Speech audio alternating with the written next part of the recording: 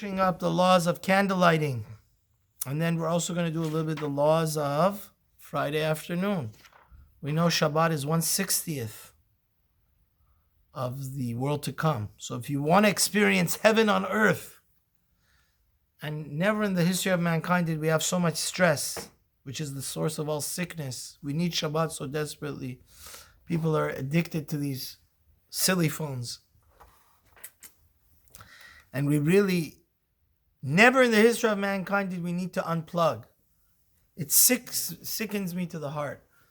People, even they're praying, they can't live, they're more addicted to, they love their phone and spend more time with their phone more than their wife, their children, and even themselves.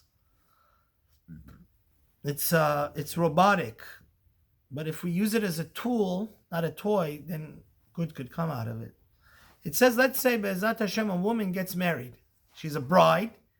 The first week, she lights the glorious lights of the menorah. Does she say Shechianu? No, she doesn't. By the way, parenthetically, you only say Shechianu on physical things.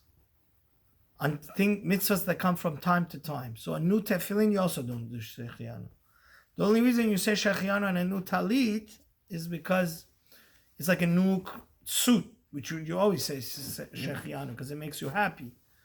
But, so, the first time a woman with her husband, they light her Shabbat candles in her own house, she does not say Shechianu. But, when she sleeps over her mother or mother-in-law, she could light Shabbat candles, like if the mother-in-law or her mother lights Shabbat candles in the dining room, she could light it in the living room, or in her bedroom. Because that's actually another dispute. Because where you light it, you should light it in a place that you have benefit from it. So it says, let's say you're in a dormitory, right? You have to light. Let's say you have a few Jewish roommates. Not every single one of them needs to light, like in a yeshiva. Like all your Jewish, one person could light on behalf of the entire room.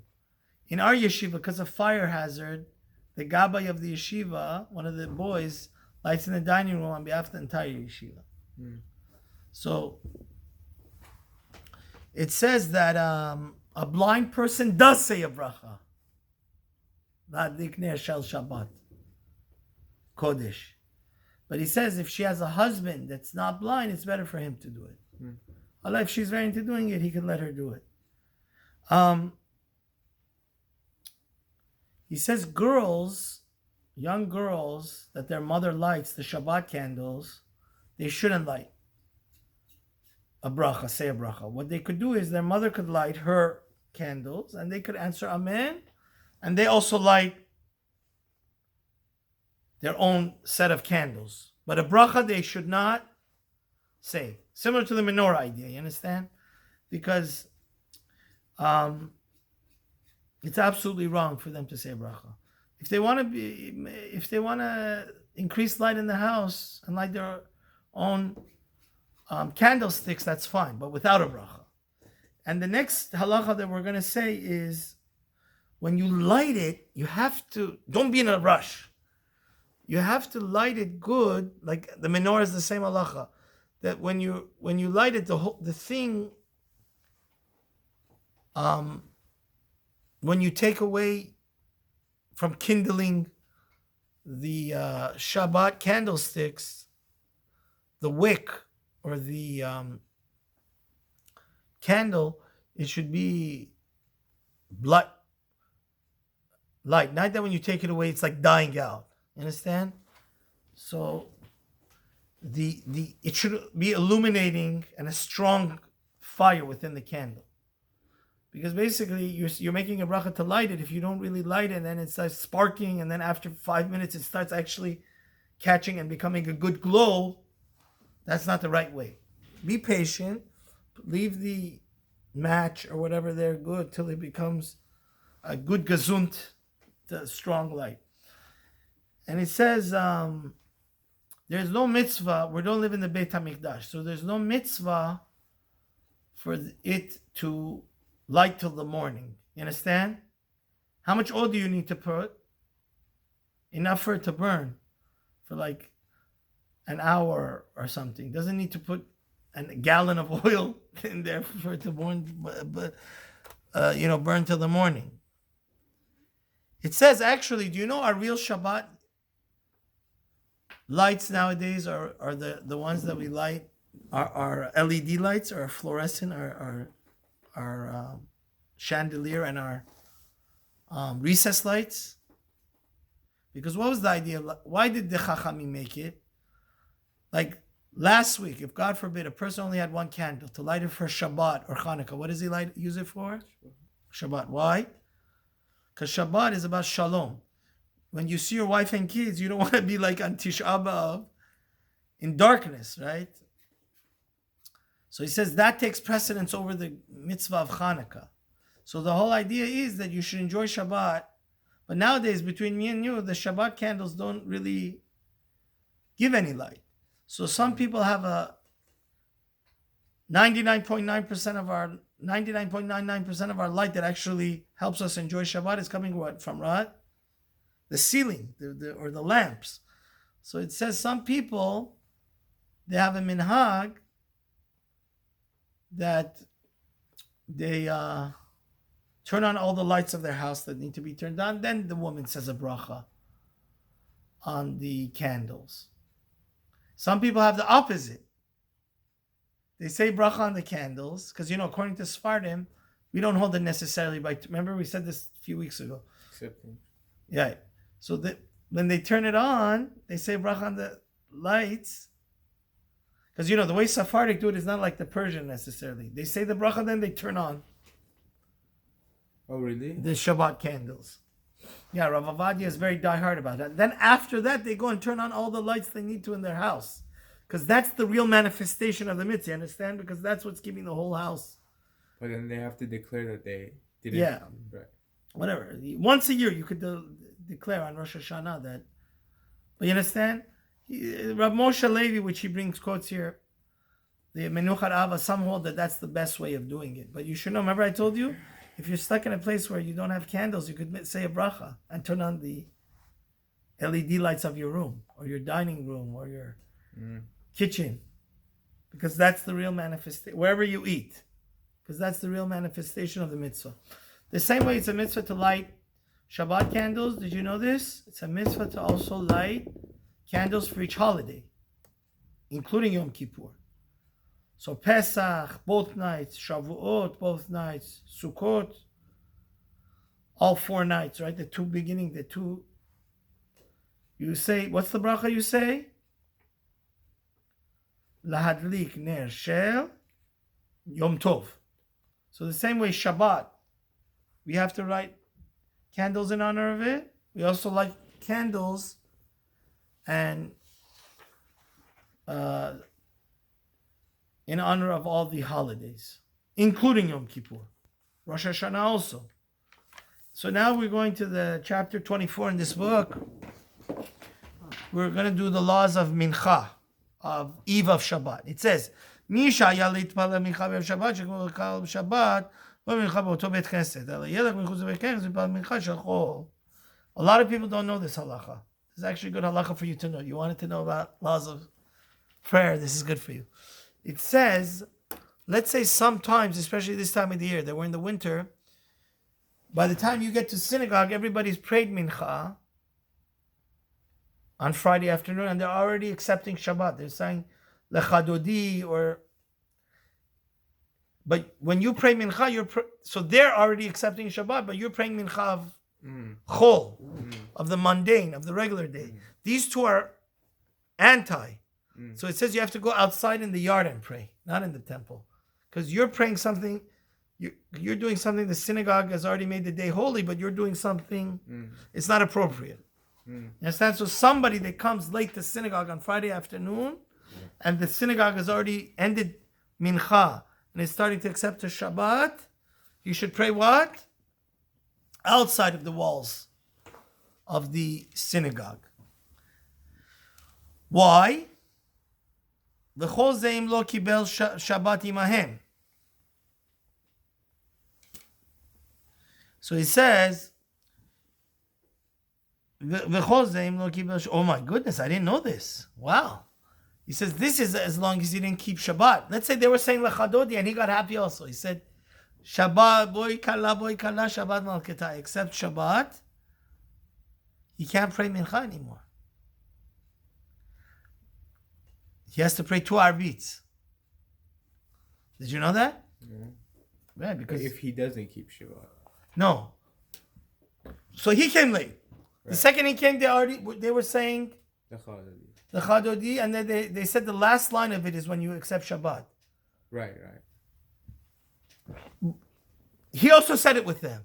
But let's say he has another 10 minutes to, because you have 13 and a half minutes after sunset to pray mincha, according to Sephardic halacha. Right. Are you allowed to pray? No, too late. Since you can't go contra, either you can't you can't have your cake and eat it too. Either you accepted Shabbat, so now that you accepted Shabbat, Can't pray mincha. yeah, especially in the summer. Let's say the shul could accept a Shabbat up to an hour and a half before sunset in the summer. A lot of people, we do that also.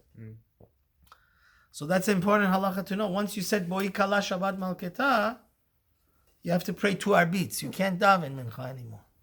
I didn't know that. It says, Im ba lebet knesset samuch lekabat tzibur Shabbat matchil lepal mincha v'pishu v'do mitpal mincha mekabel nesapar b'chozor mutar gam shivt lebet. He says, let's say you pray very long. Let's say you got there late. They weren't saying lechadodi yet. They were saying like the Tehillim. You know that my son and nephew say lechuneranina. And then in the middle of your prayer, your Hashem's, like by Modim, they were started to say, Boy Shkala Shabbat Malkata. Do you have to leave? Do you have to, like, in the middle of your thing, interrupt your prayer and go outside? No. There's no such thing. Since you started when it wasn't Really? Shabbat yet, you're okay. You could finish your prayer. You don't need to move. You understand? Yeah, it's not a problem. You're really even allowed to start. Even though you estimate by the time you end, they're going to be saying the Chadodi, doesn't mean you can't start. You don't have to. You understand? As long as you got there, when they didn't get to the Chadodi yet, you could be in the walls of the of the Kenisa. So it says, "Hichnis lebet knesset be'ev Shabbat b'pei mincha v'ravit v'kodem mincha shamay minyan echad baruch Hashem v'barach v'mimay baruch Hashem v'barach sheimana lo yachol yipalel mincha achar kach." Oh wow, I didn't know this halacha either. Let's say there's 2 minyans. A lot of shuls have this. Some people accept Shabbat early, like in the dead heat of the summer. A lot of places in America and the world, Shabbat starts closer to 8, like 7:50. So let's say the shul has 2 minyans. Some people that want to pray around 6.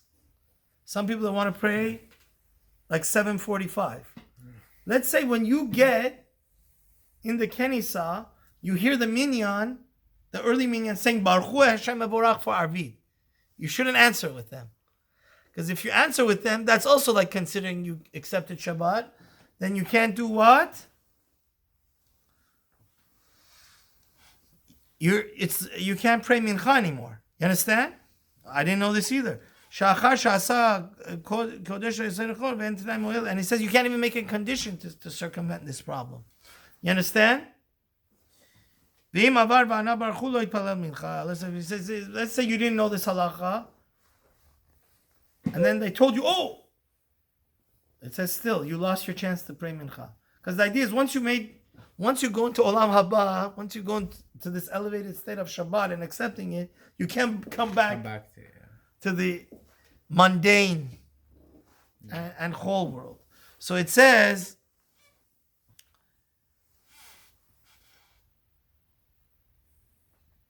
Mi sha'anas v'lo yitpal mincha b'ev Shabbat lo yismol abrichad mein sheva. Okay, so it's very interesting. It says, do you know that it's the only time, this is actually a good trivia. What's the only time, whenever we pray on Shachrit and Mincha, we do a repetition, right? It's called Chazara. Right? And the Kohanim bless us at the end of the repetition of the silent prayer. So it says, do we ever do it at night? No. But Friday nights we do repeat. So he says, don't be a lazy person. Remember we were learning the Messiah Shem. Let's say somebody comes late to shul. He says, I won't pray Arvit.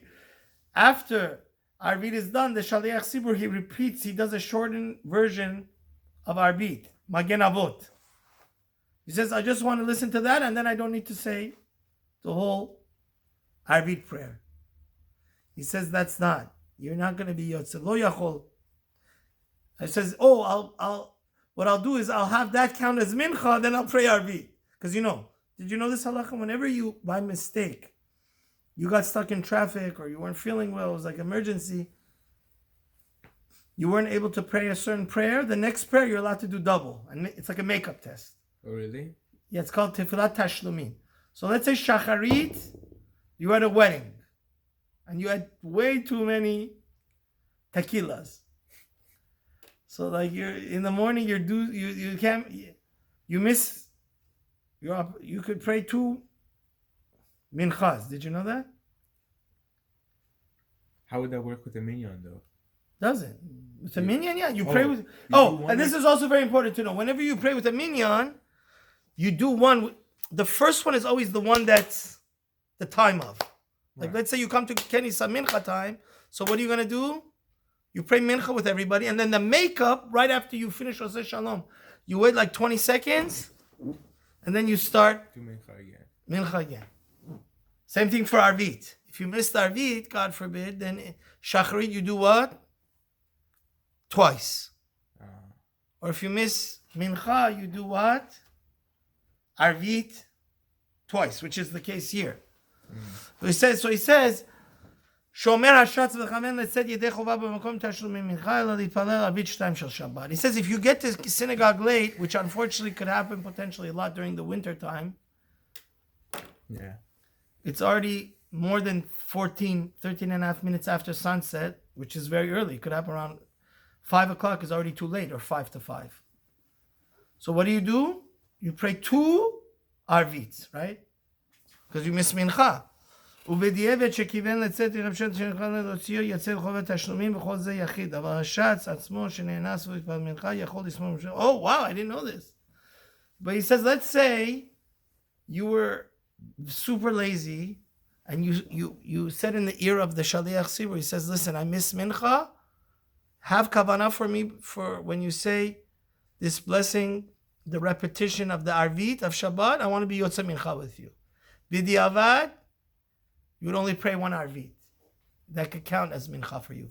And if you yourself are the cantor and you miss Mincha, that for sure could count as Mincha for you. I didn't know this.